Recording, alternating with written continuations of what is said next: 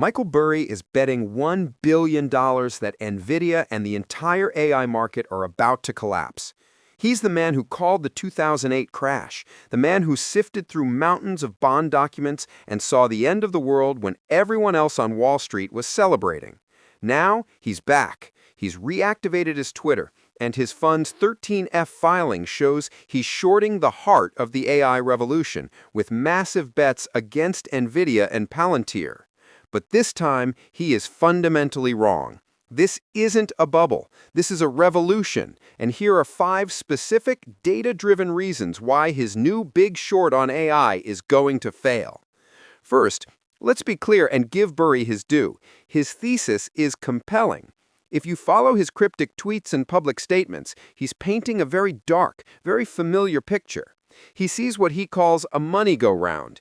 He points to companies like Nvidia investing in AI startups who then use that exact same money to buy Nvidia's expensive chips. From his perspective, it looks like fake, manufactured growth. It looks like a shell game. He also sees massive, world-changing capital expenditure, or Capex. He sees companies like Microsoft, Amazon, and Google spending hundreds of billions of dollars to build data centers. This level of spending, he warns, is reminiscent of the dot-com bubble, when telecom companies laid 100,000 miles of fiber optic cable that nobody needed. He fears a glut, an overbuild, a 2000-style collapse. He even points to slowing cloud growth as a sign that the real-world demand for all this AI is already peaking. His argument, in short, is that this is dot-com 2.0. He's warning that this is a massive bubble built on pure hype, wild speculation, and almost no real sustainable value. He's comparing Nvidia today to Cisco in the year 2000. And on the surface, he's not crazy. The charts do look similar. The hype feels the same. But this comparison misses the single most important fundamental difference between then and now. And that brings us to reason 1. This is not 2000. These companies have real earnings. The dot-com bubble was built on ideas. It was built on promises. It was a speculative frenzy based on potential. Companies like Pets.com, Webvan, and eToys were valued in the billions of dollars with zero profit. In many cases, they had no viable business model at all.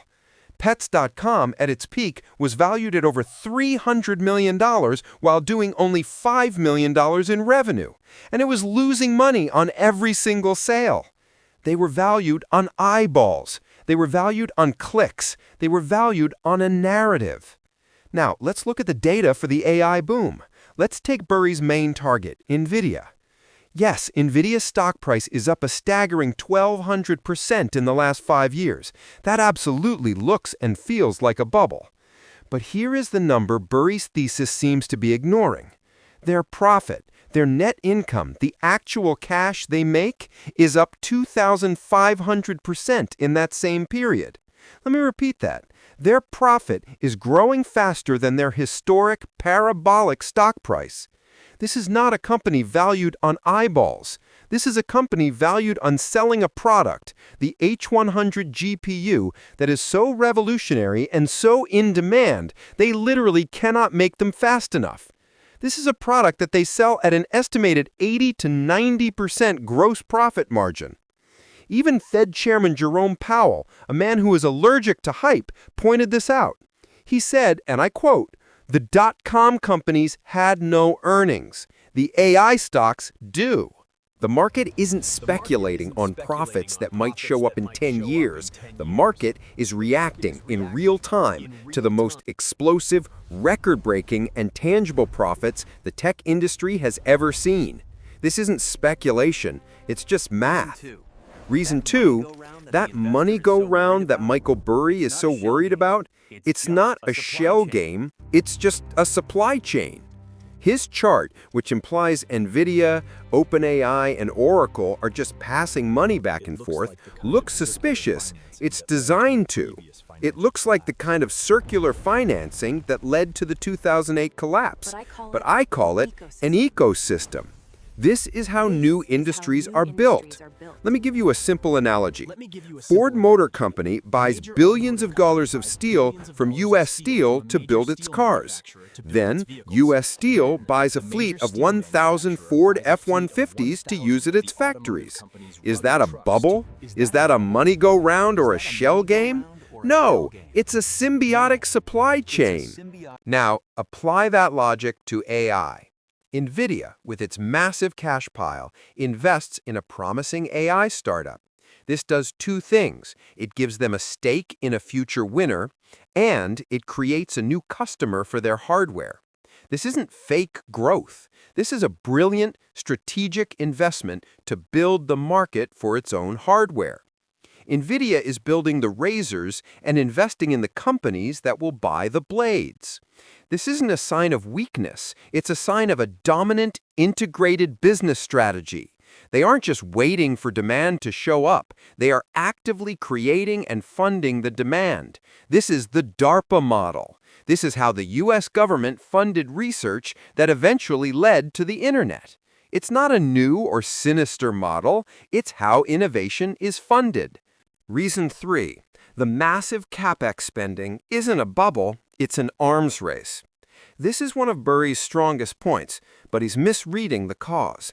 He's right that the $320 billion per year that Amazon, Google, and Microsoft are spending on data centers looks exactly like the 2000 peak. He fears overinvestment, billions spent on servers that will sit empty. But again, he's missing the why. In 2000, companies like WorldCom and Global Crossing laid 100,000 miles of fiber optic cable based on projected demand. They created spreadsheets that said, the internet is growing at 1,000% a year. We'll need this capacity someday.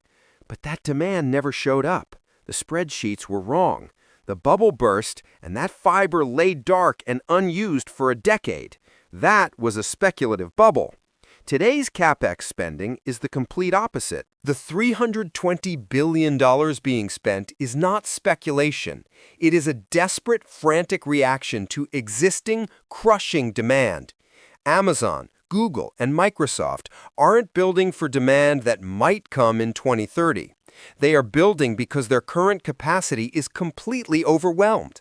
They are building because their enterprise customers are begging for more AI capacity, and AI models are getting bigger and more complex every single month. This isn't speculative building, it's a global infrastructure arms race. This is the equivalent of the 1880s railroad build-out, or the 1920s electrification of the country, or the 1950s interstate highway system. It's a new industrial revolution. And you cannot run a 21st century AI revolution on 20th century infrastructure. The spending has to be this high. It's not a bubble, it's a bottleneck. Reason 4. The utility of AI is real, tangible, and it's already here. The dot-com bubble sold promises. We're going to change how you buy dog food. We're going to deliver $1 sodas to your apartment. The AI boom is selling tools that are already working. Right now, as you are watching this, AI is helping scientists discover new antibiotics. Google's DeepMind used AI to solve protein folding, a problem that had stumped scientists for 50 years. AI is optimizing global shipping routes to reduce emissions. It's powering GitHub Copilot, a tool that is now used by over 1.5 million developers, making them, on average, 55% more productive.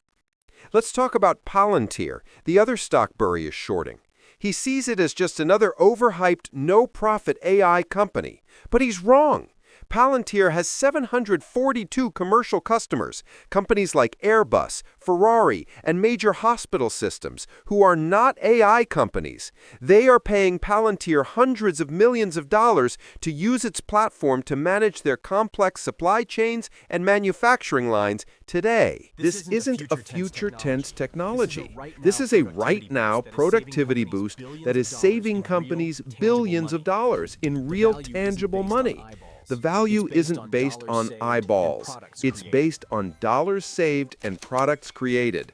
Finally, reason 5, the Michael Burry timing problem. Let's talk about Michael Burry himself. He is, without question, a genius.